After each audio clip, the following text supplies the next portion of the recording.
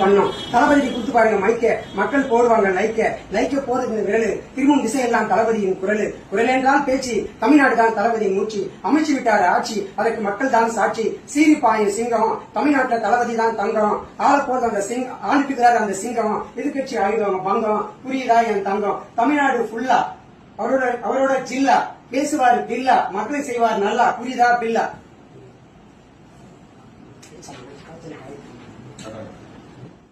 இதை பார்க்கும்போது நமக்கு என்ன தெரியுமா தோணுது, நல்லா வருது வேணான்னு பார்க்குறேன். அப்படிதான் எனக்கும் தோணுது. ஆனால் இதுக்கு இவங்க என்ன தெரியுமா முட்டு கொடுப்பாங்க. நீங்களே பார்த்துருப்பீங்க இந்த 20 நாள்ல என்னென்ன மாதிரி மாற்றங்கள் நடந்திருக்கு, நீங்களே கண் கூட பாக்குறீங்களா இல்லையா?